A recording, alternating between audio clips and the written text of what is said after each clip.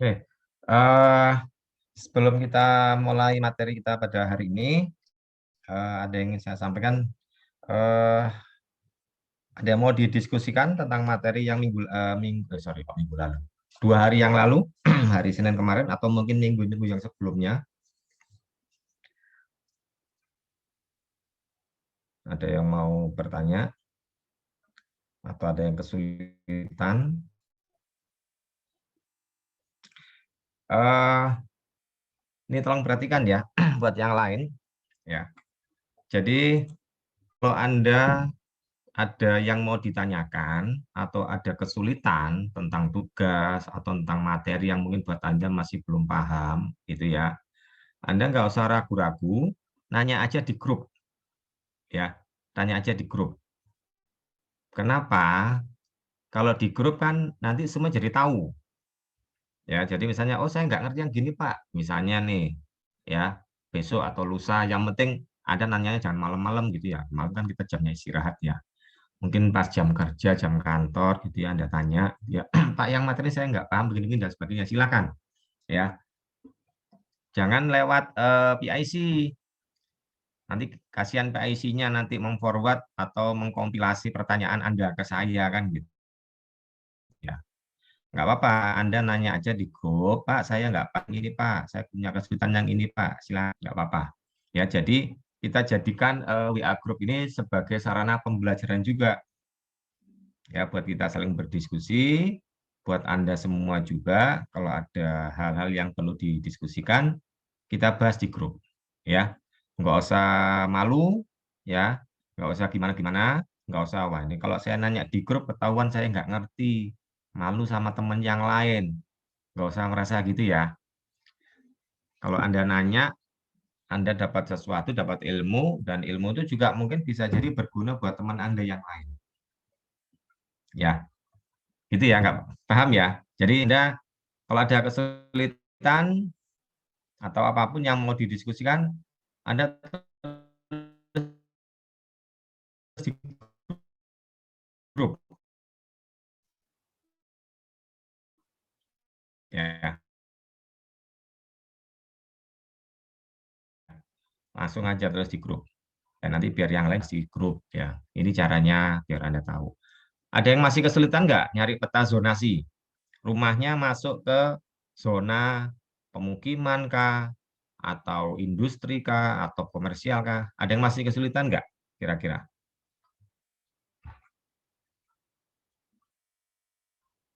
Nggak ada ya? Berarti sudah dapat semua ya yang dari Pemda? Sudah ya? Oke.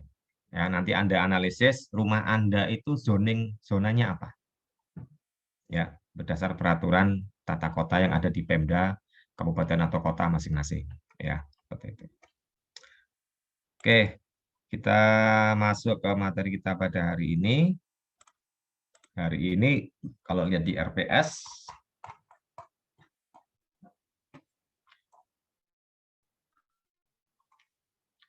kita masuk ke pendekatan pasar. Ya, pendekatan pasar. Nah, nanti di akhir kuliah, nanti saya akan kasih beberapa contoh untuk melakukan penilaian dengan pendekatan pasar. Ya, tipe Anda bisa terapkan nanti untuk menilai tanah kosong, ya, atau objek yang sekarang Anda tempati, ya, yang sudah ada rumahnya, sudah ada bangunannya, tapi nanti dianggap kosong, ya, dianggap sebagai tanah tanah kosong, ya. Oke, ini untuk yang RPS-nya.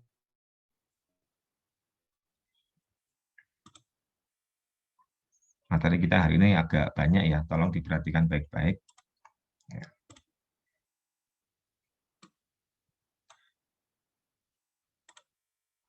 Oke, saya udah share materinya, tolong direvisi dikit ya, di judulnya ya. Judulnya itu harusnya pendekatan pasar, istilah di standar penilaian Indonesia. Kita pakai standar di SPI. Ya, Anda edit ya di judulnya ya, karena di judulnya kan masih pendekatan data pasar. Ya, di SPI, di standar, istilahnya pendekatan pasar. Apa bedanya, Pak? Ya, sebenarnya sama saja. Ya, tapi kita konsisten sesuai dengan standar dulu nih. Ya, sesuai dengan standar. Sudah diupdate? Sudah diupdate? Sudah ya. Nah, nih ada yang tahu nggak ini perumahan di mana ini?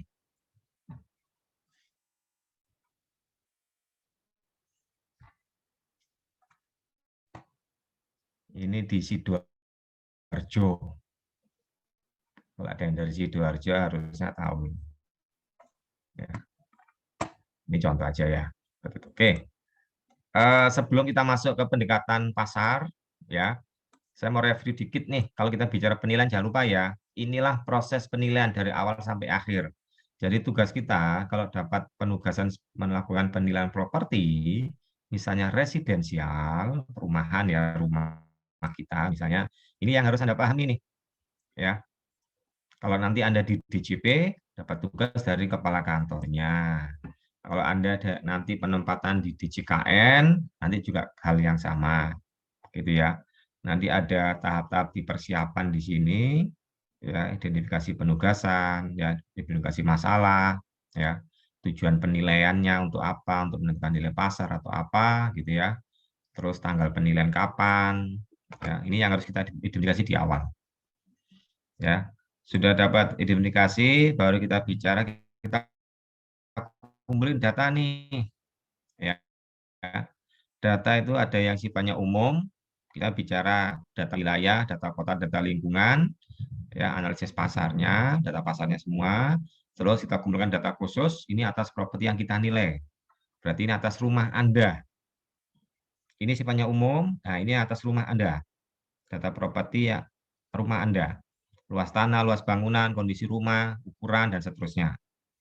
Ya, setelah itu kita cari data analisis pasarnya, data permintaan dan penawaran, cari data pembanding, data transaksi yang ada, ya, misalnya penawaran, tingkat sewa, tingkat hunian, dan seterusnya. Ya, kalau bicara untuk yang hotel, mall, mungkin perlu tingkat hunian, dan seterusnya.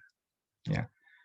Nah, setelah itu baru kita bicara analisisnya, ya, analisis pasar, analisis permintaan dan penawaran, supply and demand, ya, analisis HBU, ya, analisis HBU, tanah dalam keadaan kosong atau tanah dalam kondisi sudah dikembangkan, sudah ada bangunan, dan seterusnya. Ya. Dari situlah akan bisa kita opinikan kira-kira pasaran tanah di situ berapa. Di lokasi rumah Anda itu berapa, kira-kira kisaran. Lalu setelah itu kita bicara penerapannya. Kita menggunakan 3 pendekatan, yaitu pendekatan pasar, pendekatan pendapatan, dan pendekatan biaya. Dan nanti dari 3 pendekatan ini kita rekonsiliasi, dituangkan dalam laporan penilaian. Ya, jadi ini prosesnya awal sampai akhir. Ya, nah kalau Anda lihat gambaran ini, Pak, menilai itu ternyata susah ya, prosesnya panjang. Ya, sebenarnya tidak susah. Kenapa tidak susah? Karena ada beberapa data, beberapa analisis yang kita sudah bisa persiapkan dari awal. Apa itu contohnya? Data umum. Jadi kalau penilai itu sedang tidak ada penugasan, dia akan mengumpulkan data umum. Paham ya? Mengumpulkan data umum, mengumpulkan data permintaan dan penawaran. Terus dia bikin analisis pasar. Jadi kalau lagi kosong nih, mereka mengumpulkan ini penilai itu. Sehingga nanti pada saat dapat penugasan menilai sebuah properti atau rumah, ya dia tinggal kumpulkan data propertinya. Analisis wilayah dia udah punya, analisis lingkungan dia udah punya, analisis pasar secara umum dia sudah punya. Paham gitu ya? Jadi hanya mengumpulkan data properti yang dinilai sama data perbandingan atas properti yang dinilai. Nah ini cepat. Tapi Anda bayangkan kalau dari awal kita tidak mengumpulkan data-data yang sifatnya umum ini. Kita nggak mengumpulkan. Atau data-data perbandingan kita nggak mengumpulkan. Ini nanti kesulitan. Contohnya apa nih? Misalnya, ya, hari ini dapat tugas menilai rumah. Baru berangkat cari data umum. Cari-cari di Pemda dan sebagainya. Padahal di internet ada misalnya. Terus cari-cari data pembanding dan seterusnya. Perlu waktu. Ya, perlu waktu. Nah, Anda bayangkan kalau ini semua kita udah siapkan dulu nih. kita sama dengan data sifatnya umum, data-data pembanding kita udah kumpulkan. Makanya penilai itu kalau nggak ada ceritanya nganggur, ya, kalau nggak dapat penugasan, dia akan mengumpulkan data permintaan dan penawaran ini.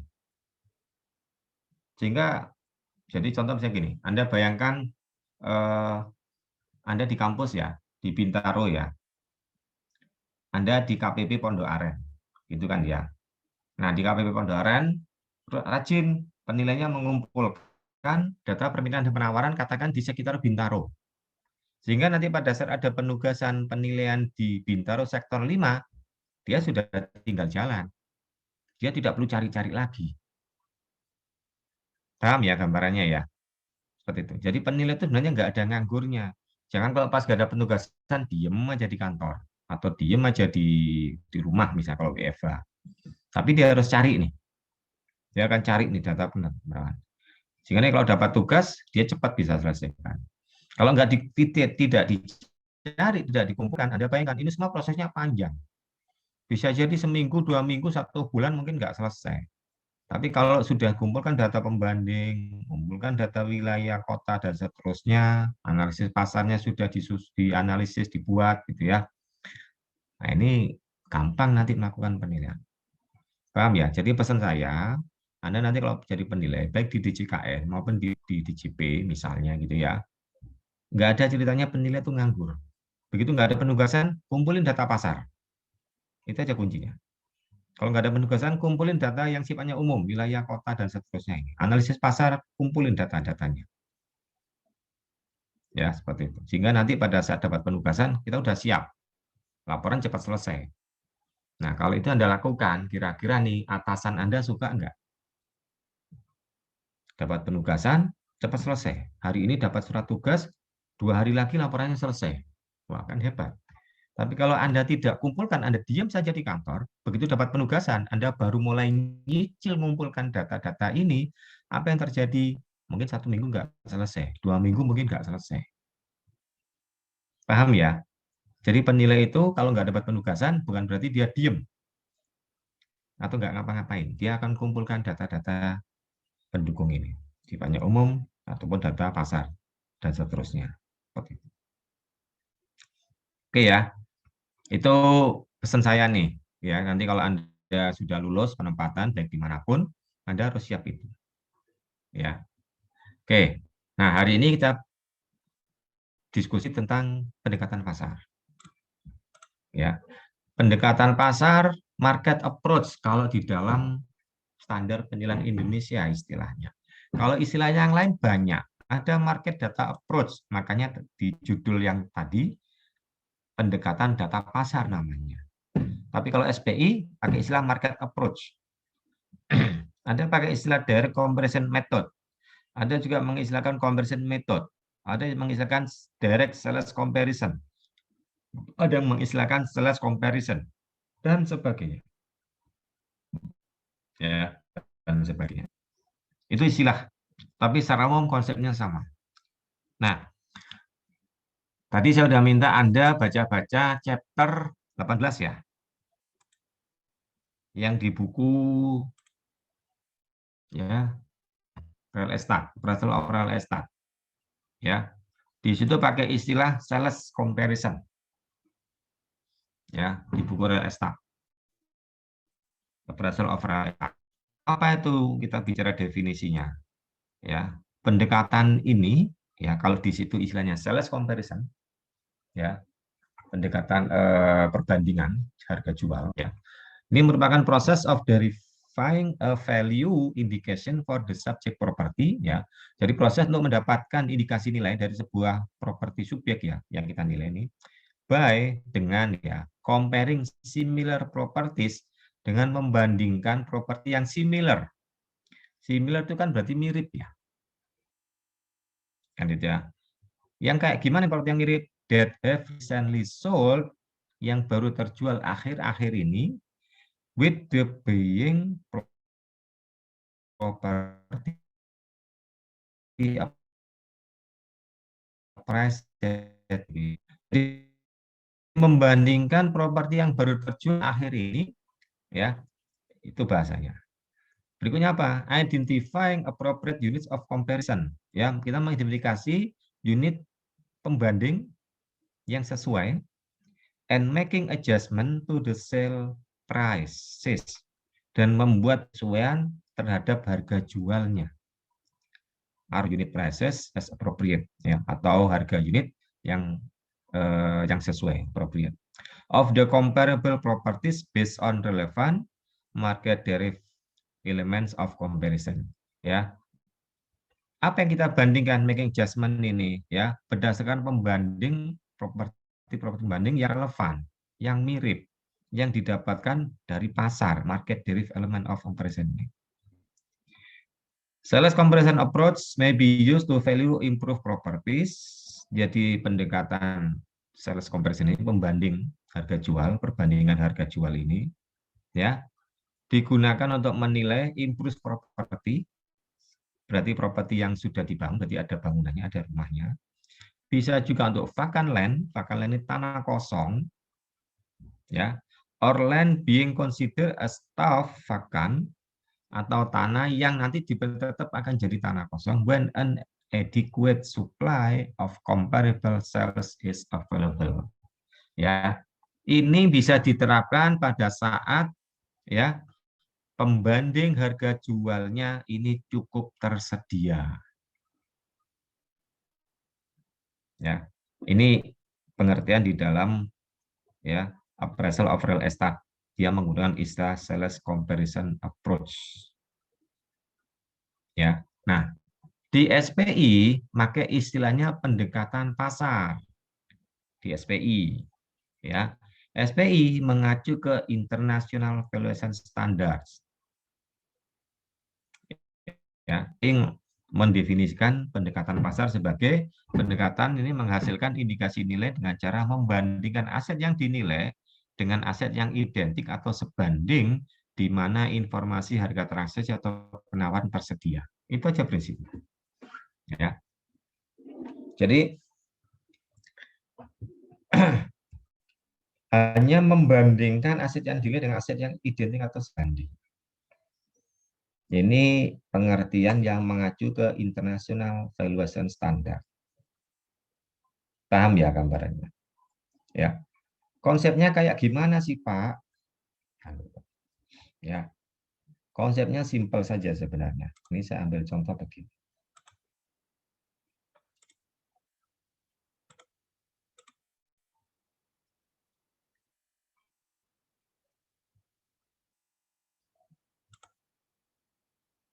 Taruh mana nih?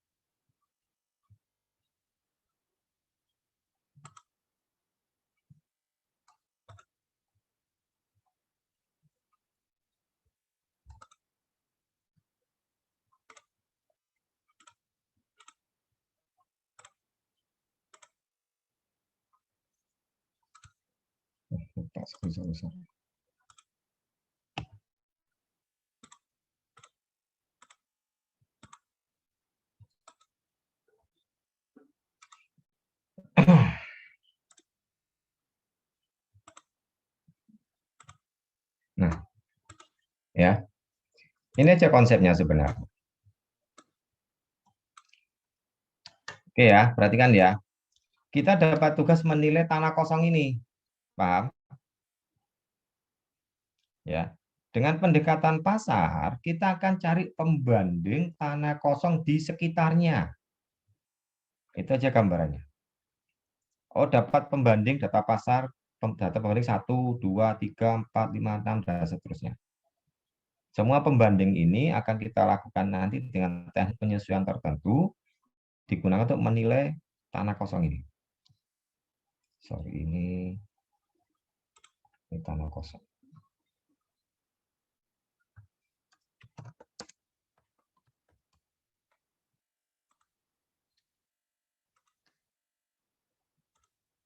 Ya, seperti itu. Oke, paham ya? Jadi kalau menilai tanah kosong akan cari pembanding sama-sama tanah kosong. Ya. Nah, kalau yang dinilai itu rumah dengan pendekatan pasar, kita akan sama-sama cari yang rumah yang sebanding. Saya mau menilai rumah ini nih. Saya akan cari rumah-rumah di sekitarnya yang sebanding, mirip-mirip. Ya mungkin nggak nemu yang sama-sama mirip, tapi kita bisa cari. Itu konsep pendekatan pasar ya. Seperti itu. Paham ya gambarnya ya? Jadi yang dinilai ini kita akan kumpulkan rumah-rumah yang sebanding, yang sama nih, di sekitar rumah yang kita nilai. Kalau yang kita nilai tanah kosong, kita akan kumpulkan data pasar tanah kosong di sekitarnya.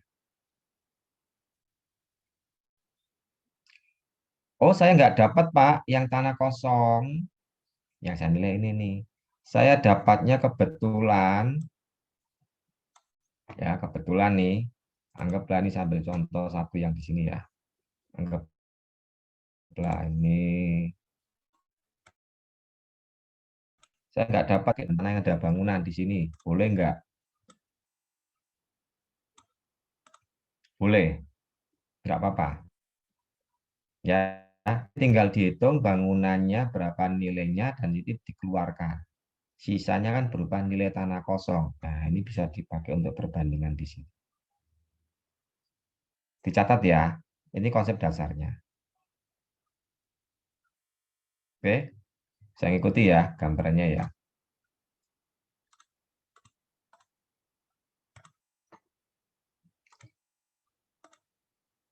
Oke, saya balik lagi ke yang tadi.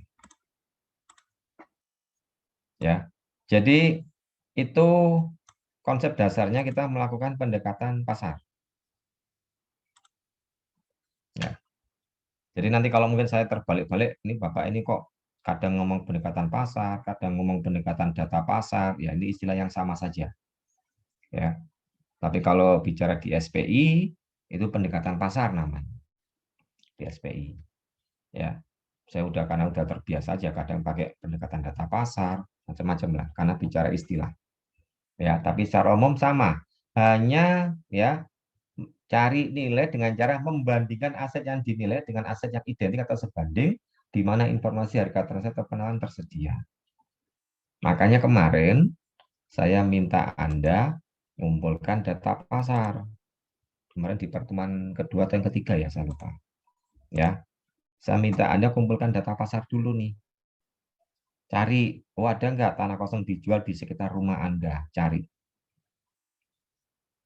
Oh saya nggak dapat Pak, yang dapatnya sudah ada bangunan. Nggak apa-apa, cari dulu yang penting. Di sekitar rumah yang Anda nilai. Ya, seperti itu. Itu gambarnya. Ya, nah sekarang kita lanjut nih.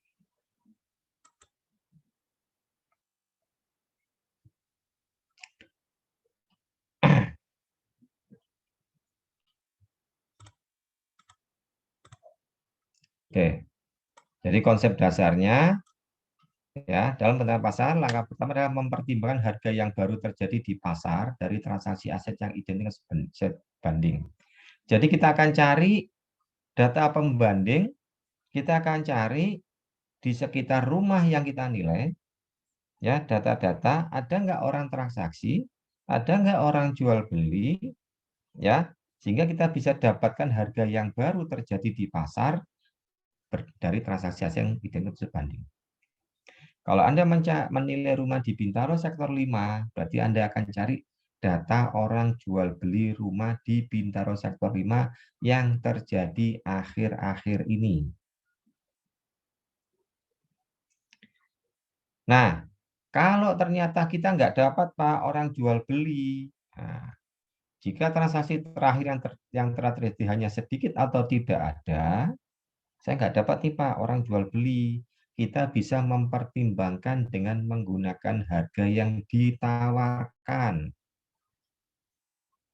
Ya, harga yang ditawarkan untuk dijual atau yang terdaftar listed dari aset yang identik sebanding.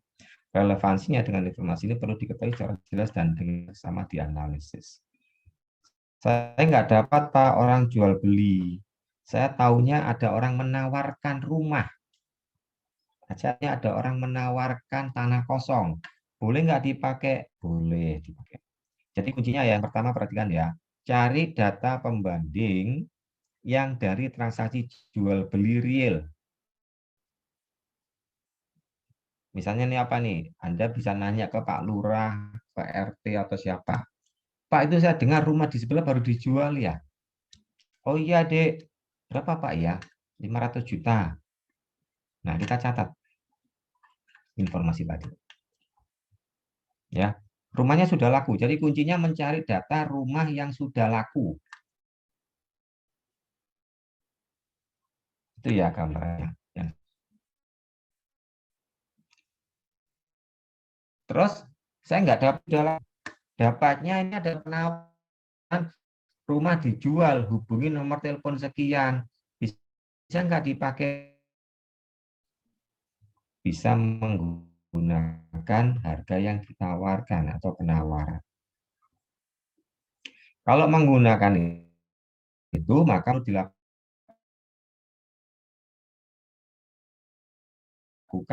penyesuaian atas ini sesuai dengan dasar nilai dan asumsi yang akan digunakan dalam pemilihan. Yang namanya data transaksi, ya orang kita dapat informasi ada tanah baru laku dijual, ya kita catat, ya. Nah, tanah yang baru laku dijual bisa jadi kan kondisinya pasti berbeda dan nilai, ya. Nah, kalau ada perbedaan dengan tanah yang Anda nilai, itulah perlunya dilakukan penyesuaian. Ini maksudnya penyesuaian. Penyesuaian atas apa? Atas adanya perbedaan. Perbedaan apa saja nih? Bisa perbedaan dari sisi karakteristik hukum, maksudnya nih haknya, ya, yang Anda nilai tanahnya sertifikat hak milik, tapi Anda dapat data orang baru laku dijual masih berupa AJB atau berupa gire misalnya. Berarti perlu penyesuaian dari sisi alas hukumnya, alas haknya. Bisa dari sisi ekonomis atau fisik dari aset yang ditransaksikan. Ini yang kita jadikan ya yang menjadi perbedaan dan itu perlu dilakukan penyesuaian. Kayak gimana Pak? Saya kok bingung. Nah, nanti kita ambil contoh. Ya, ini konser dulu nih yang Anda harus Pak. Jadi secara umum gambarannya ya, kalau Anda menilai rumah atau menilai tanah sekarang di mana rumah Anda berada gitu ya, menilai tanah kosong rumah Anda berada, ya, ya, apa itu ya nilai indikasi objek yang eh, apa yang kita mau adjust ya kita melakukan penyesuaian ya kan. Terus di sini ada harga pembanding dari properti plus minus penyesuaian.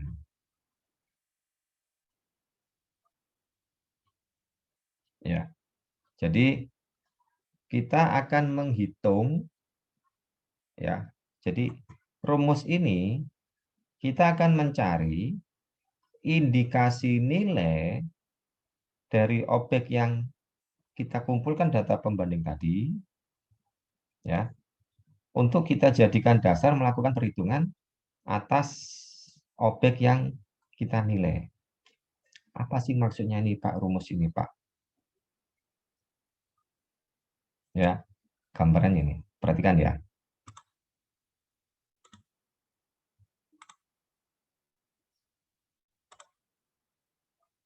Nih ya. Tadi rumusnya nilai indikasi data pembanding. Nih, data pembanding satu. Data pembanding satu dia punya harga jual 830. Mengikuti ya. Tanah ini harga jualnya 830.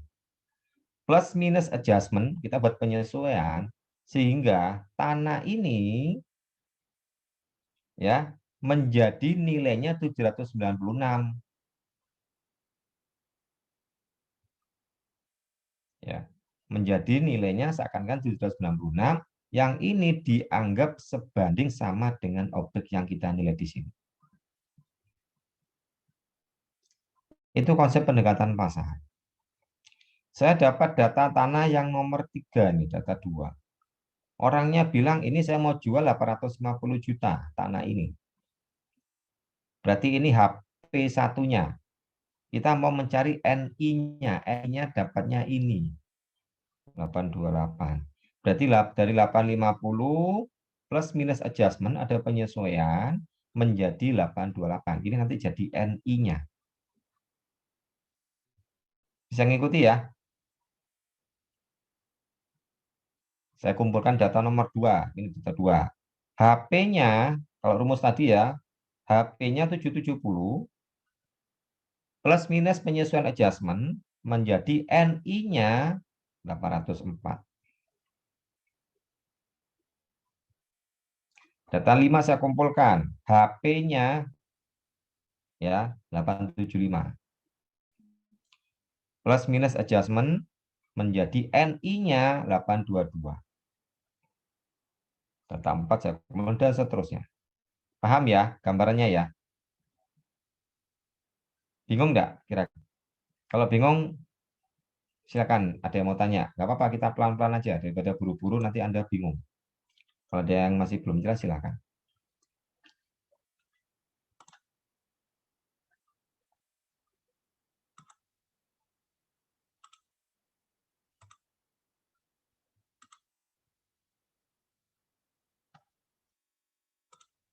Ada yang masih bingung?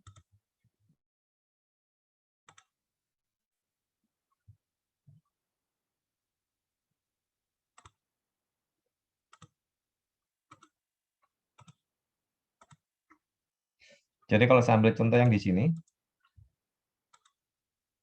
contoh tadi ya, berarti apa ini? Kita bicara HP-nya, katakan tadi 830.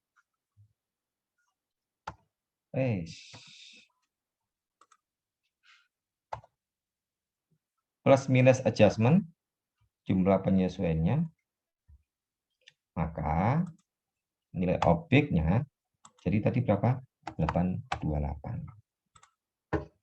Gitu ya. Ini contohnya. Ya. Jadi kalau lihat sini,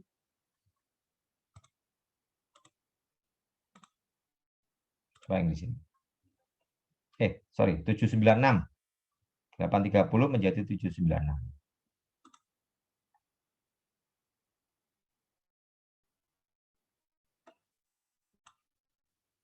Ini menjadi 796.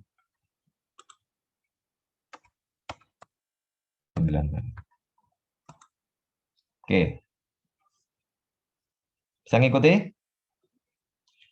Ya. Nah, ini baru nilai dari pembanding, bukan nilai objek yang kita nilai. Paham ya?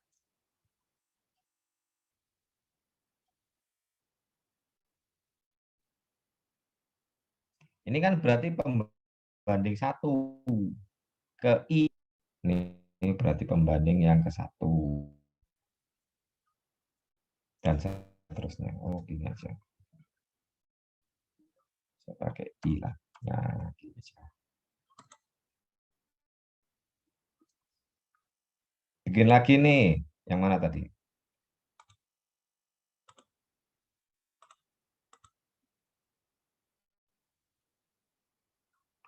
Data nomor 3, 850 jadi 828.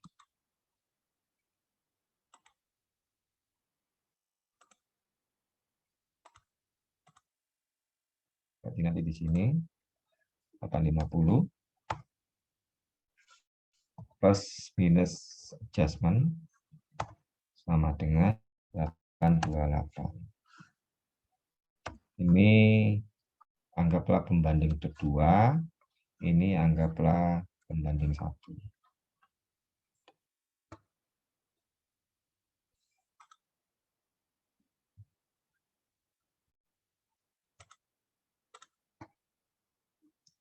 Dan seterusnya.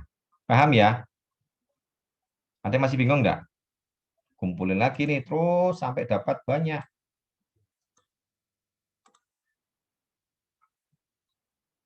Bisa ngikuti nggak? Halo? Bisa, Bang. Bisa ya? Anda langsung catat ya. Jangan nunggu rekaman gitu ya. Lebih baik Anda langsung catat. Ya. Oke. Nah, kuncinya cari pembanding itu yang bagaimana? Kuncinya adalah harus cari data yang sebanding. Apa itu sebanding? Data pembanding memiliki sedikit perbedaan atau mirip. Namanya mirip, itu kan perbedaannya sedikit. Betul nggak? Ah, ya mirip. Mirip itu bukan berarti sama kan itu ya. Nggak mungkin ada properti yang sama. Yang ada tuh similar atau mirip. Pak, itu ada ruko, Pak. Bentuknya sama, modelnya sama, tempatnya, lokasi juga sama. Bukannya itu sama, Pak. Itu tetap tidak akan sama. Itu hanya similar. Ya, kok bisa? Nih contoh nih, sambil situ. Nah, rumah ini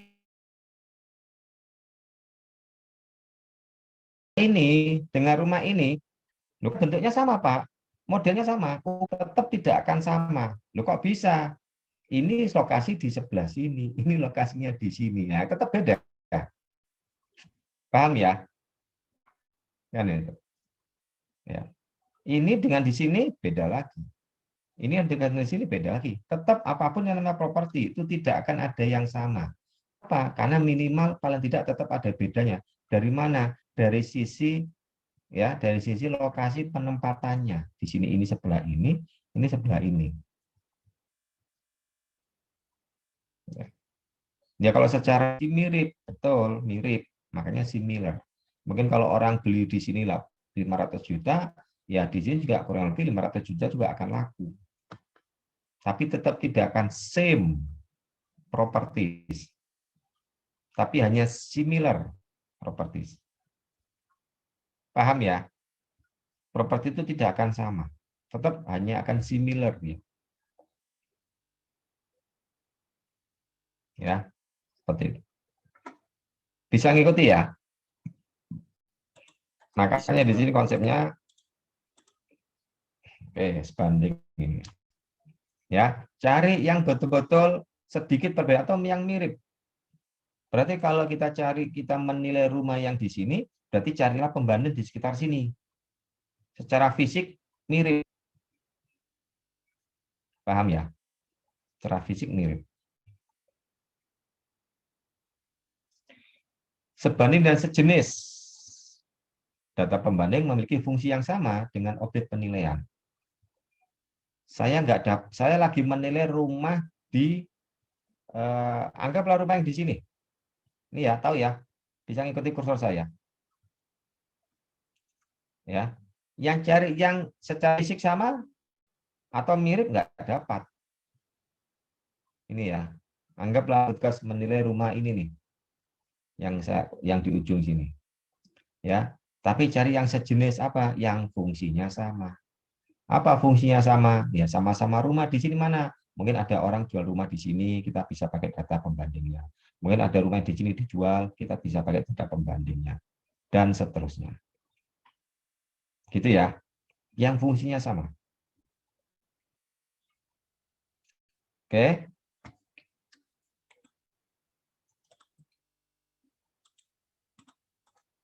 Nah, seberapa toleransinya Pak yang dibilang mirip tadi, yang dibilang mirip? Ya. Kalau di DJP, ya, yang penting perbedaannya jangan sampai bedanya terlalu drastis. Ya, maksudnya apa terlalu drastis? Ya, kalau bicara drastis nih, yang dinilai rumah di sini, tapi pembandingnya, misalnya nih, rumah gubuk yang di sini katakan ada rumah gubuk lah atau apa di sini. Nah, ini terlalu jauh perbedaannya. Nah, itu berarti datanya tidak valid, jangan dipakai. Kan begitu. Ya, itu gambaran terkait dengan ini. Nah, kalau di DJP perbedaannya di toleransi. Kalau data yang secara fisik ya mirip, ya kita bisa beri penyusuan maksimal 50%. Lebih dari ini nggak bagus datanya. Kalau yang data yang sifatnya secara fungsi tadi, penyesuaiannya maksimal 80%.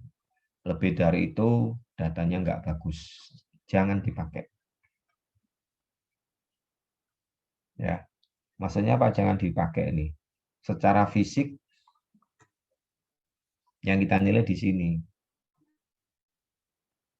ya secara fisik yang kita nilai di sini. Ya, tapi pembandingnya nun jauh di sana, jauh banget, sawah lagi di tengah sawah yang di sini. Nah, itu kurang relevan atau kurang valid untuk dipakai. Ya, kalau bisa yang di dekat-dekat sini. Kalau ini nggak dapat, minimal di keluar di luar komplek. Nah, masih bisa nih, pelajaran di luar komplek masih dapat. Ya, seperti itu. Oke ya, itu gambarannya.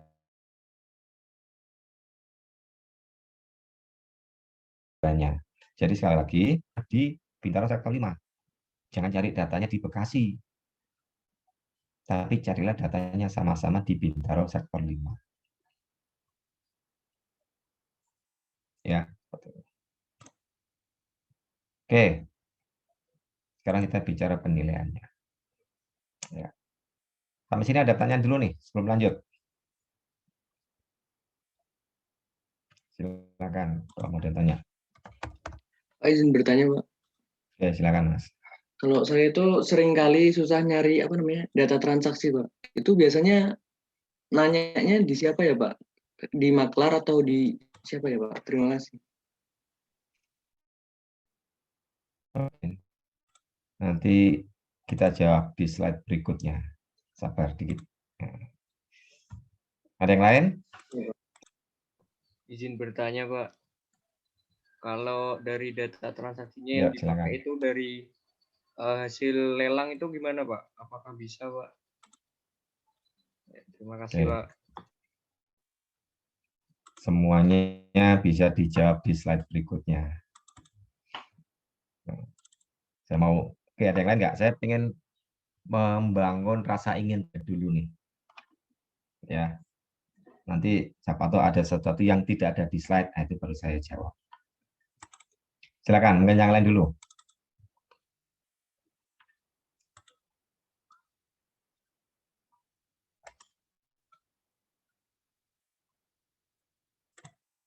Ada?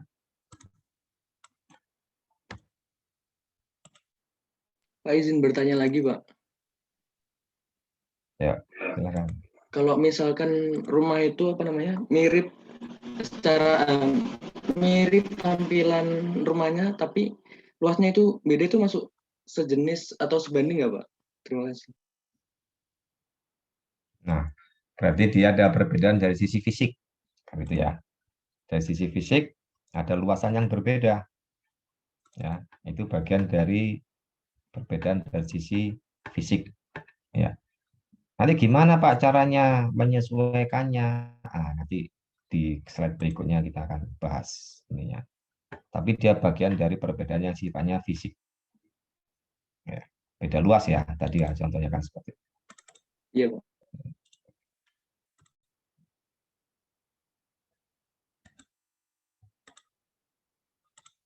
Oke, ada yang lain? Apa-apa nih, saya kepingin Anda membangun rasa ingin tahu dulu nih.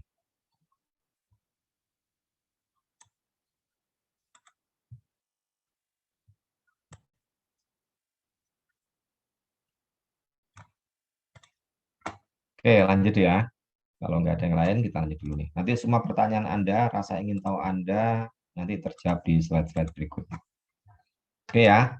Nah, sekarang kita bicara gimana sih melakukan penilaian dengan pendekatan pasar nih. Apa yang harus kita lakukan duluan nih? Yang pertama, tugas Anda mengumpulkan data pembanding. Ya, data pembanding. Nanti makanya kemarin kasih formulir ya. Saya lupa di pertemuan ketiga atau berapa kemarin. Formulir data pembanding. Ya, ada jenis data, ada sumber data, ada waktu transaksi, ada karakteristik objek baik sifatnya fisik, fungsi dan sebagainya. Ya. Jenis datanya apa nih? Oh, transaksi jual beli real. Berarti data pembandingnya atas tanah atau bangunan yang baru laku. Itu bicara jenis data. Sorry. Mana tadi?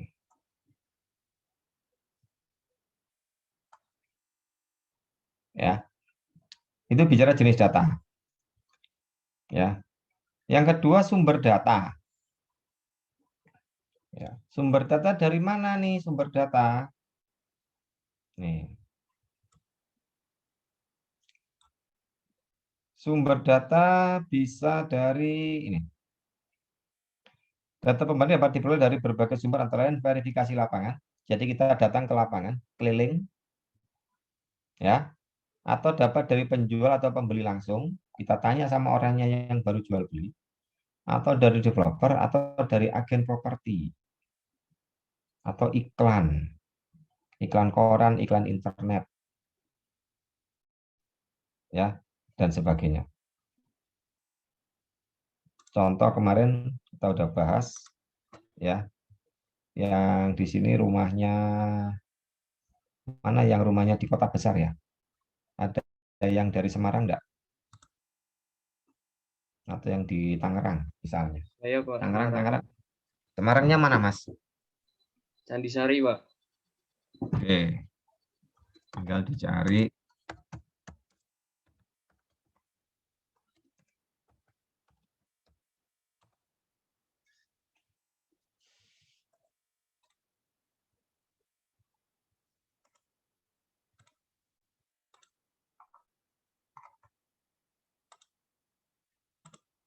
Kalau di internet banyak, kalau Candisari.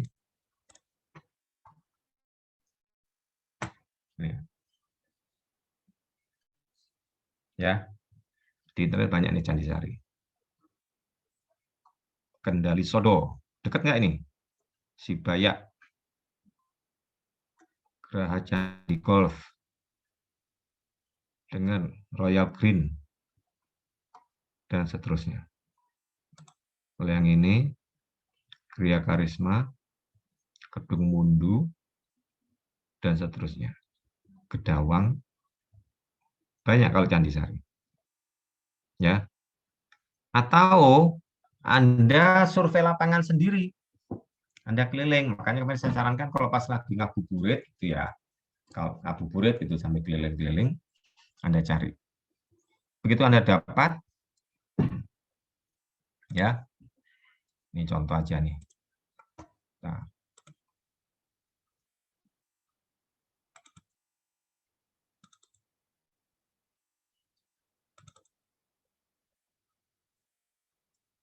nih.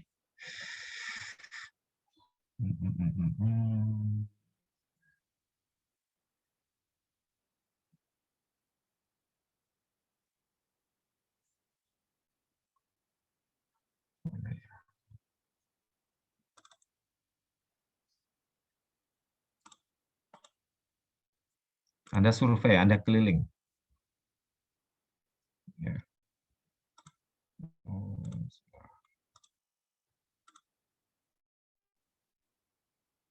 Nih. Dapat, oh ada orang jual, foto, Anda telepon. Gitu ya.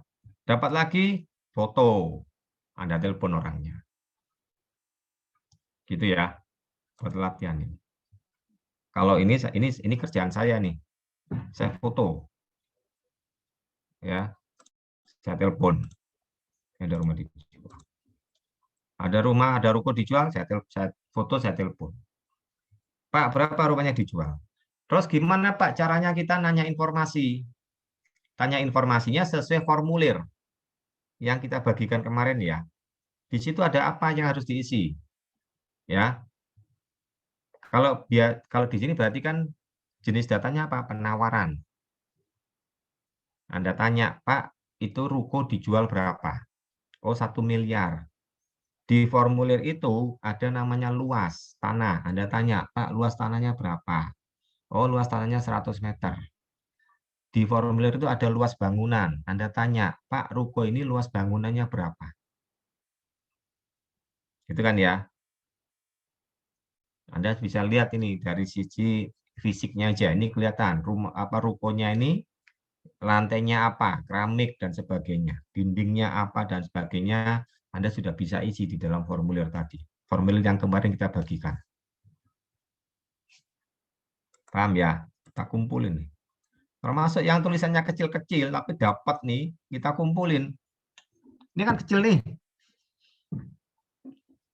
Kelihatan ya? Bisa kelihatan nggak? Siapa yang jual itu? Amelia, Pak. Amelia. Nomor teleponnya ada. Kita telepon. Nah, ini rukonya. Paham ya? Itu tugas penilai. Kita cari data pembanding. Ruko ini kita kumpulin. Ya. Ini pekerjaan rutin saya nih. Saya akan kumpulkan nih. Saya kalau dapat penugasan, saya akan keliling di sebuah lokasi, sebuah kota. Saya akan cari data pembanding, data pasar. Saya kumpulin. Yang baru dibangun, kita tanya sama tukangnya, Pak, itu rumah dijual ya? Iya. Kita tanya berapa? Kita kumpulin. Ini ada klaster baru, kita telepon. Kan ada marketingnya nih. Kita telepon, Pak, itu klaster baru ya? Iya. Berapa Pak dijual? Sekian. Terus apa lagi yang mau ditanya? Nah, ikutin formulirnya yang kemarin kita udah bagikan. Paham ya? Itulah yang nanti jadi daftar pertanyaan. Oke? Saya ngikuti ya. Apa yang harus Anda lakukan pada saat Anda menghubungi si penjual? Ya. Jadi informasinya dibutuhkan sesuai formulir. Tapi Anda jangan kelihatan seperti orang ya, seperti orang yang nggak niat beli. Ya. Kalau orang yang nggak niat beli ya si penjual nggak akan mau kasih informasi. Pak, saya kan masih muda, Pak. Suara saya masih kedengaran kayak anak-anak gitu. Nah, nanti nitip sama bapaknya gitu. Pak, tolong Pak, Bapak yang telepon gitu. Loh, kenapa? Nah, itu ini disuruh dosen saya, Pak. Jadi, buat latihan. Gitu ya. Tapi kalau Anda suara saya, Pak, saya suara saya bisa saya bikin agak berat, Pak. Jadi kelihatan lebih tua. Enggak apa-apa, Anda coba. Anda telepon sendiri. Oke? Ya, kita telepon, ada nomor teleponnya kok. Dan seterusnya. Ya, dari mana ini? Ini dari survei, bukan dari internet. Paham ya? Jadi kita keliling nih.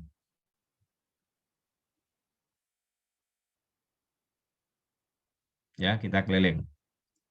Jadi kalau saya misalnya tadi yang di Candi Sari, Anda harus keliling sekitar Candi Sari, jangan cuma mengandalkan internet.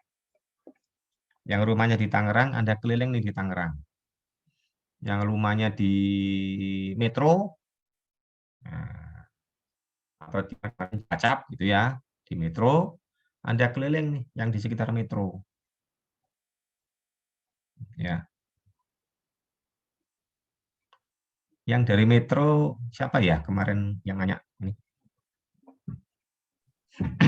Saya Pak, saya. Oh ya. Rumahnya di Metro mana Mas? Kota? Iya, kota. Yang di mana? Jalan Nasution atau di jalan apa? Oh, di dalam Pak. Saya di Jalan Flamboyan. Flamboyan ya. Oh, saya kemarin ngopi di Lacoste yang di dekat KPP. Oh iya ya, tahu itu dekat rumah Pak. Oh, dekat rumah itu? Lacoste Iya, itu? dekat rumah. Berarti Anda kalau penempatan KPP Metro dekat ya? Oh, dekat banget Pak. Oh, soalnya metro ya. kecil. Ya, ya. Tinggal berdoa aja lah, siapa tahu dapat penempatan sana. Amin. Nah, itu Lacoste itu. Ya, buat hangout ya, nongkrong ya. Iya Pak, rame banget. Saya kemarin ke Lacoste sama ke warung virtual. Wah, namanya virtual. Tahu ya virtual ya? Warung viral Warung Pak. virtual. Sorry kok ya warung viral kok, warung viral betul. Ada live musiknya juga itu.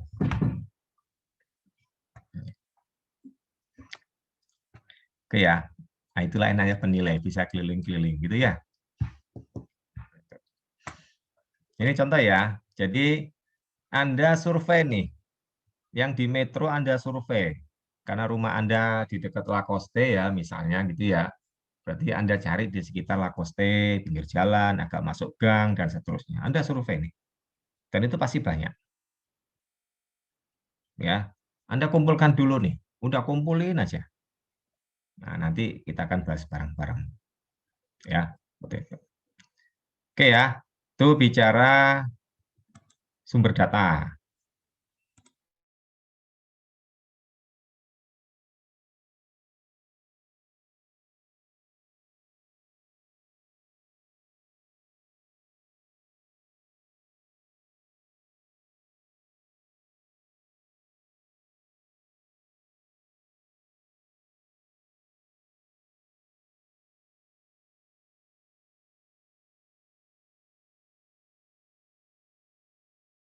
Anda sudah bisa memutuskan, oh berarti saya harus cari pembanding yang sebanding dan sejenis. Berarti yang mirip-mirip nih. Mirip dari sisi fisiknya, dari sisi ukuran, dari sisi bentuk, dari sisi penggunaan, sama-sama rumah, gitu ya. Dari sisi haknya, apakah sertifikat hak milik, ataukah baru AJB, dan sebagainya. Ya, itu kita bisa identifikasi. Terus yang harus dicari mana? Yang ada di sekitar, jangan terlalu jauh. Gitu ya. Jadi kalau tadi yang di metro, jangan cari pembanding di Bandar Lampung. Misalnya, seperti itu. Atau mencarinya di kota bumi, jangan. Tetap mencari di sekitar kota metro. Ya, Pak, di kompleks saya nggak dapat. Nah, silakan diperluas. Contoh tadi yang Mas Sapa tadi yang di metro. Saya masuk di jalan Flamboyan, masuk gang.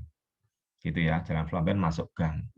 Saya nggak dapat nih yang sama-sama di dalam gang. Ya, kita perluas. Di pinggir jalan besar juga nggak apa-apa. Kita perluas. Gitu ya, itu gambarnya. Kayak sekarang kita di Bintaro. Yang dinilai di Bintaro sektor 5. Kebetulan datanya nggak ada. Ya, kita perluas. Ngambil data pembanding di sektor 6 atau sektor 7. Atau sektor 4. Nggak apa-apa. Ya, ini bicara pembanding di sekitar yang kita bisa pakai. Nah, jenis data. Apakah transaksi jual beli real? Ya, atau data penawaran, atau data sewa, atau data lelang. Ya, tadi ada yang tanya data lelang. Bisa dipakai nggak? Bisa. Atau keterangan NJOP dari lurah setempat dan sebagainya. Bisa dipakai sementara ini. Ya, seperti itu. Nah, nanti gimana proses berikutnya, Pak? Ya, itu nanti. Yang penting Anda kumpulin dulu nih. Dapat data dari lelang, dari KPKNL, silakan kumpulkan. Dapat data lelang dari BRI, nah, kan sering BRI itu ya, melelang rumah. Orang yang kredit BRI nunggak, gitu ya, kan rumahnya disita terus dilelang. Boleh Anda kumpulkan. Data lelang dari BRI, data lelang dari Bank Mandiri, data lelang dari BTN, silakan Anda kumpulkan. Kuncinya apa? Kuncinya data tadi di sekitar. Jadi kalau bicara data lelang BRI yang dinilai di Bintaro, jangan cari data lelang BRI yang di Bekasi. Paham ya? Ya, jadi dikumpulkan aja tuh. Kalau cari data internet, sama-sama di Bintaro, sektor 5 misalnya. Jangan cari di Bogor. Misalnya seperti itu. Oke, lanjut ya. Terus data pembanding yang kayak gimana nih yang kita bisa kumpulkan ya.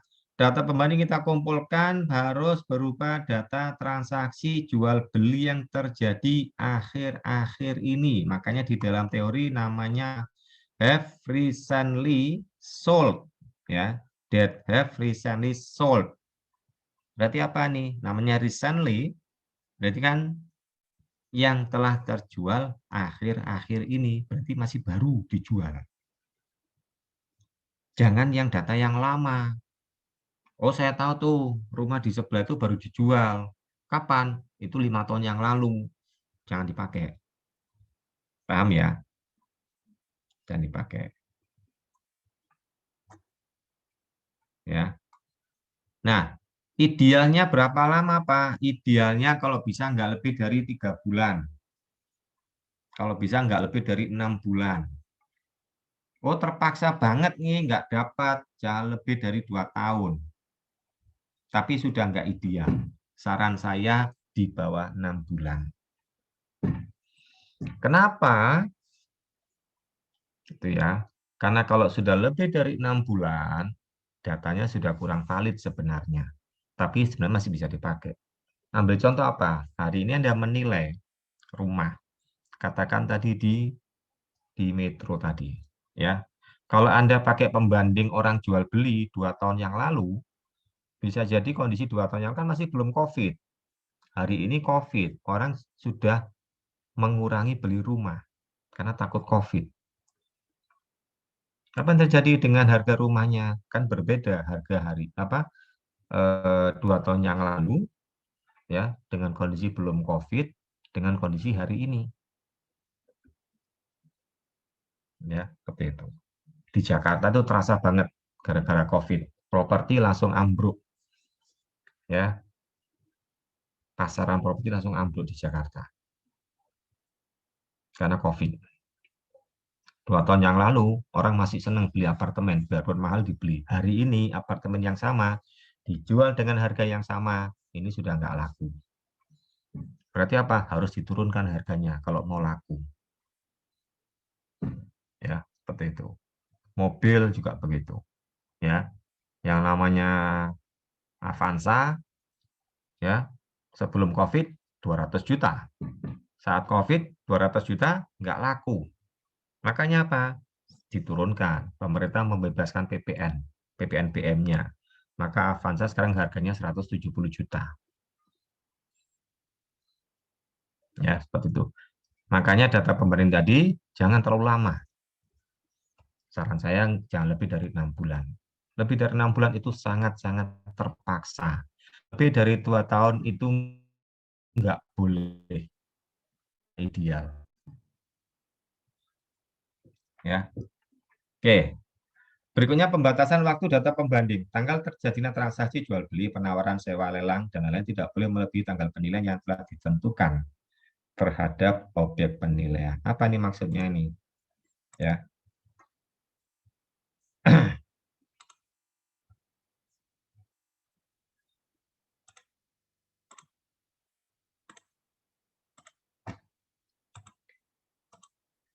Contoh ya. Anda menilai rumah Anda sendiri, rumah Anda pada tanggal penilaian, katakan 1 Januari 2021. Ini tanggal penilaiannya. Ya. Terus Anda cari pembanding. Anda baru survei hari ini. Anda dapat nih, ya. Anda dapat tadi kayak contoh, oh saya dapat data pembanding rumah ini. Anda survei, Anda dapat pembanding data rumah ini. Anda telepon orangnya. Terus orangnya bilang 1M. Oke ya. Misalnya orangnya bilangnya 1M. Data pembanding baru dikumpulkan hari ini.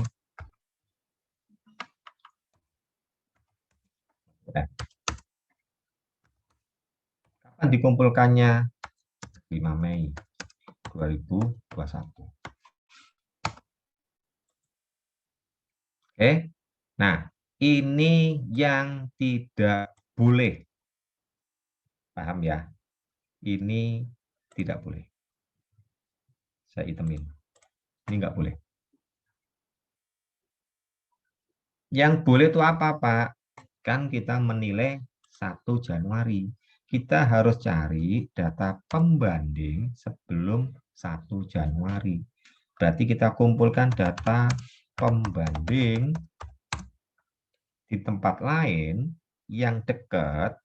Misalnya kita dapat data yang ada yang jual 500 juta, objek yang lain, misalnya gitu ya.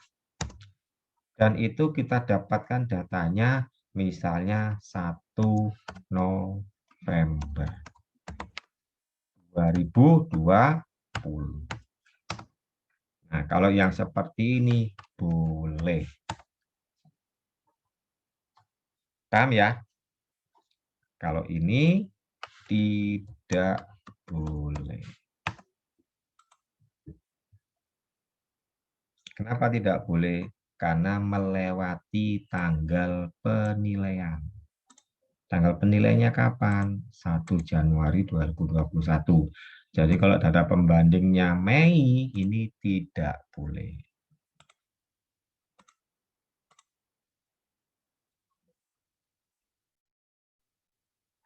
Oke? Bisa ngikuti nggak? Loh Pak, taunya data itu gimana? Saya harus cari data sebelum 1 Januari. Misalnya.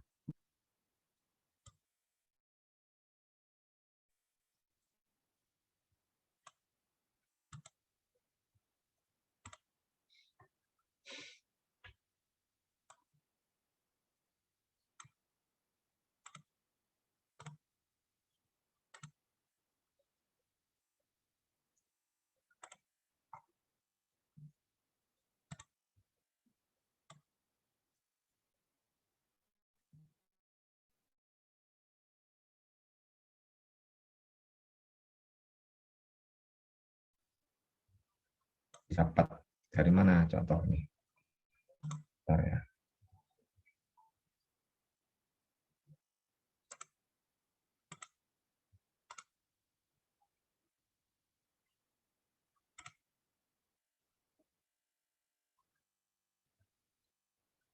Nih.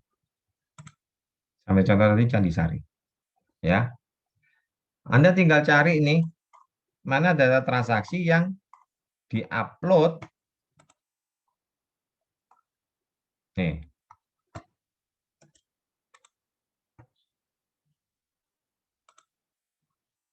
Kapan ini diupload? Oh, 3 bulan lalu. Ya, nah ini masih bisa. Kita tinggal cari nih.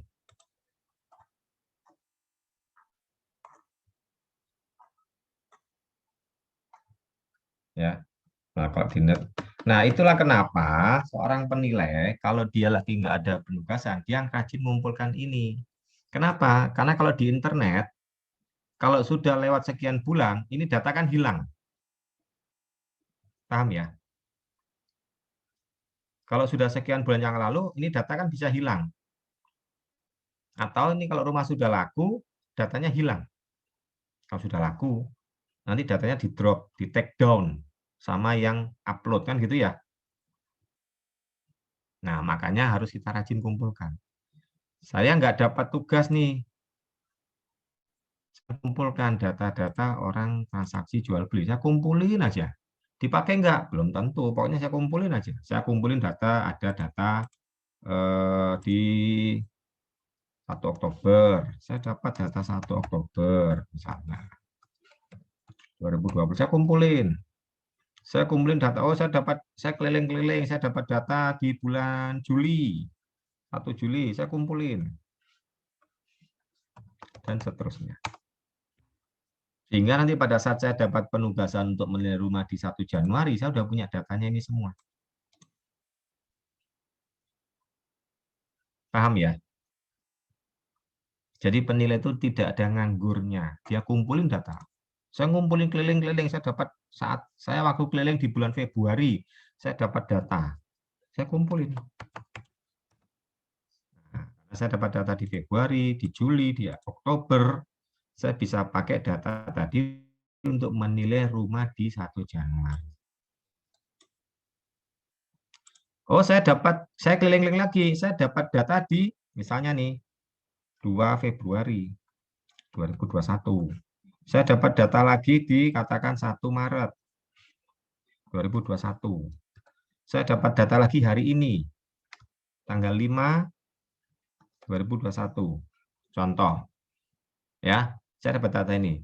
Boleh nggak dipakai? Ini akan saya pakai kalau saya nanti dapat tugas menilai rumah, misalnya di tanggal 1 Juli 2020. Saya akan pakai data ini, saya pakai menilai rumah di kondisi yang ini. Paham ya? Jadi penilai itu nggak ada nganggurnya. Tolong dicatat itu. Anda kumpulin lagi nih, oh saya dapat data lagi, nanti di Agustus saya dapat data. Silakan kumpulin. Saya dapat data lagi di September. Dan seterusnya. Saya dapat data lagi di November.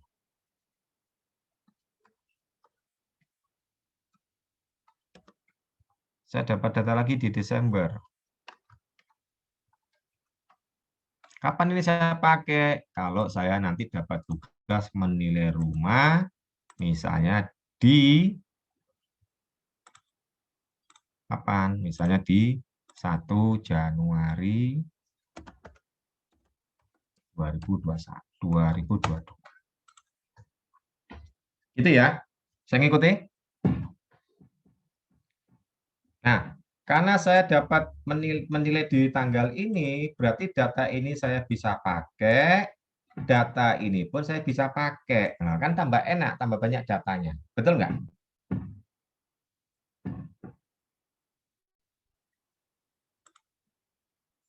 Bisa ngikuti apa yang saya maksudkan?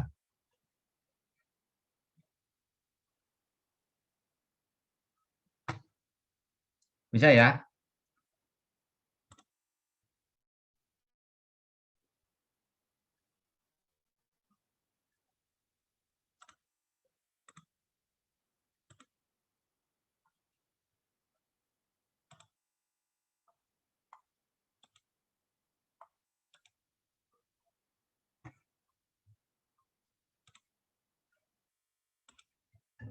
Ya, gitu. Nah, sumber datanya bisa macam-macam. Bisa dari internet, dari Pak RT, RW, dan sekitarnya. Dari lelang, lelang BRI, lelang Bank Mandiri, dan sebagainya. Oke.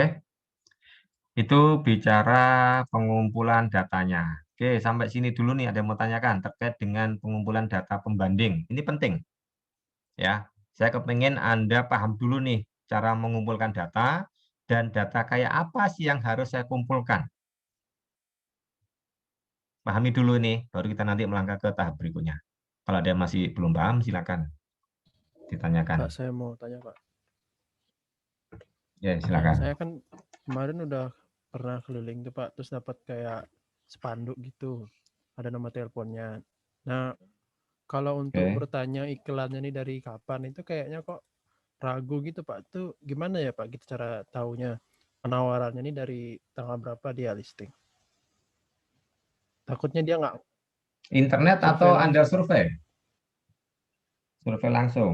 Nah, kalau survei langsung maksudnya ragu Ya kan bagaimana? takutnya dia kayak gimana gitu kalau kita tanya kayak harga, kita tanya luas, tanya sertifikat, dia pasti kan Hmm. mau masih tahu karena dikiranya kita mau beli gitu. Kalau kita tanya dari kapan nih penawaran, kayaknya kan Terus? dia gimana gitu, Pak. Nah, terus? Gimana kita tahu tanggal penawarannya itu, Pak? Apa memang harus ditanyakan? Oh, ya. Oke, paham. Anda telepon hari ini atau Anda telepon kapan? Ya pas saya habis dapat itu saya langsung telepon, Pak. Nah, misalnya Anda telepon hari Minggu kemarin, gitu ya. Ya, Contoh, berarti tanggal datanya kapan? Ya tanggal hari Minggu kemarin, berarti 2 Mei. Itu maksudnya. Jadi tanggal data itu pada saat kita peroleh informasinya. Kalau kita konteksnya kita telepon atau kita dapat informasi dari Pak Lurah, RT atau orang-orang di sekitar komplek rumah Anda, itu berarti tanggal datanya. Tapi kalau internet itu ada tanggal upload. Nah, tanggal upload itulah yang kita pakai. Paham ya? Itu. Kalau lelang bagaimana Pak? Tanggal lelang. Di BRI itu biasa dia papan pengumuman ini, rumah dilelang. Di situ ditulis berapa ininya, rumah hasil rumah dilelang dan kapan lelangnya. Nah, itulah tanggal lelang, itulah tanggal datanya. Paham ya? Terima kasih, Pak. Yang lain bisa ngikuti ya maksudnya tadi ya? Ada yang bingung nggak? Saya pengen Anda yakin Anda kuasai betul nih konsep ini. Pak, izin nanya, Pak. Ya, silakan. Kan tadi kalau kata Bapak, diusahakan di bawah 6 bulan. Kalau misalkan di atas 6 bulan tapi masih di bawah 2 tahun gitu, nggak apa-apa, Pak? Silakan, tapi tidak direkomendasikan kalau bisa di bawah 6 bulan. Tapi masih bisa dipakai. Tapi kalau upayakan di bawah 6 bulan. Berarti kalau misalkan secara lebih baik data itu dibandingkannya antara yang waktunya dekat, misalkan pilihnya yang saya bakal pilih yang 5 bulan tapi lebih jauh, atau pilih yang 1 tahun tapi lebih dekat gitu, Pak. Semuanya Dengan bisa rumah saya. dipakai. Semua bisa dipakai. Nanti tinggal Lebih kita baik yang mana, analisis. Pak? Dua-duanya bisa dipakai. Dua-duanya bisa dipakai. Ya. Lebih banyak, lebih bagus. Ya. Kumpulkan saja dulu. Ya. Di dalam standar, data pembanding itu minimal 3. Minimal 3. Tapi kalau di beberapa literatur, dia harus lebih dari 1. Itu aja kuncinya. Nah, kalau lebih dari 1, berarti kan harus paling tidak 2. Tapi SPI mensyaratkan minimal 3.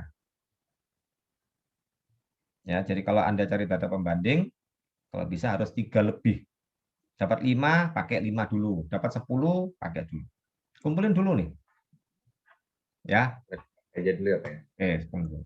Nah, kalau sudah dikumpulin, Anda dapat 10 ya. Contoh misalnya. Kita bicara verifikasi. Ya, kita meyakini data tadi bisa dipakai apa enggak. Ya. Apa ini verifikasi? Kita menginventarisir seluruh data yang kita gunakan. Kita dapat 10. Kita kumpulin dulu 10. Ya, setelah itu apa? Kita pilih data pasar yang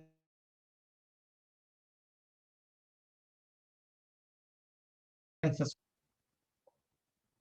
Ya, dan data tadi kan kita udah kumpulin dalam formulir, kita masukkan. Nah, disitulah fungsinya kita akan cek. Yang tadi pertanyaan, Pak, saya dapat data 6 bulan, tapi jauh. Saya dapat data 1 tahun, tapi dekat. Pilih yang mana? Pilih yang mana?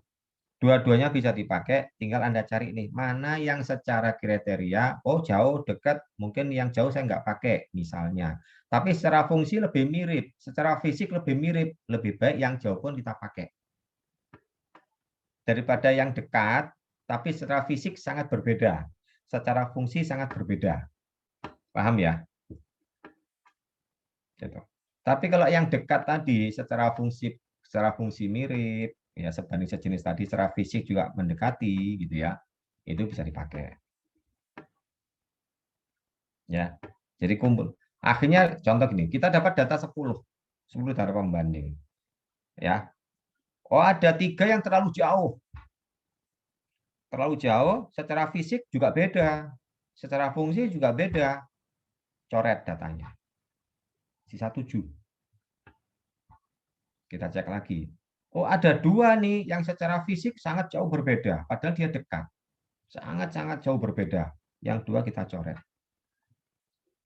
Berarti sisa 5. Nah, 5 itulah yang kita pakai. Makanya kemarin di pertemuan sebelumnya saya minta Anda kumpulkan data sebanyak mungkin yang Anda dapat di wilayah kabupaten kota Anda. Gitu ya. Kalau misalnya objeknya di Bintaro, kumpulin di sekitar Bintaro sebanyak mungkin. Oh, Bintaro enak, Pak, karena di internet banyak. Betul, kalau di Jakarta memang data pembandingnya banyak. Buat Anda yang di kota lain, misalnya di mana, di Cilacap gitu ya, Anda cari data pembanding yang sama-sama di Cilacap, minimal di kecamatan yang sama. Syukur-syukur di desa yang sama atau di kelurahan yang sama, itu lebih baik. Ya, tapi kuncinya apa tadi? Kedekatan wilayahnya, kemiripan fungsinya, dan kemiripan fisiknya. Itu yang Anda harus pertimbangkan. Oke ya, bisa memahami ya kondisi itu ya. Ada yang lain?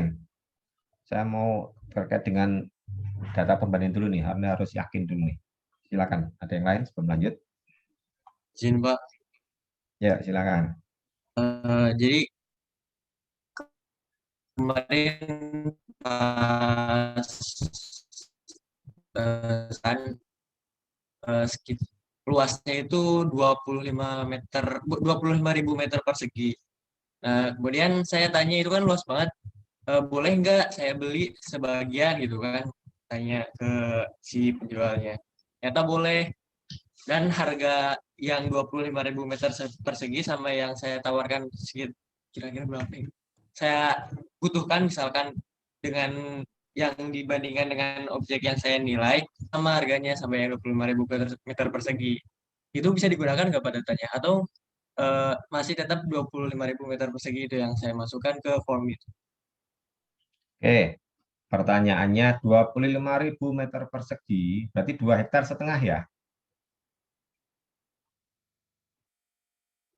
Oke, 2,5 hektar itu alas haknya atau status hak tanahnya apa?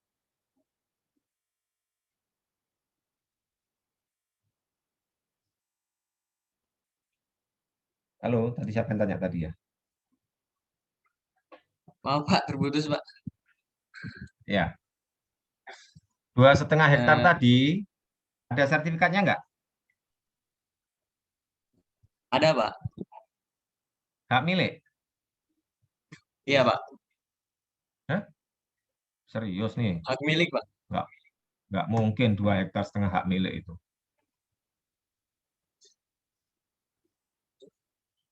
Gitu.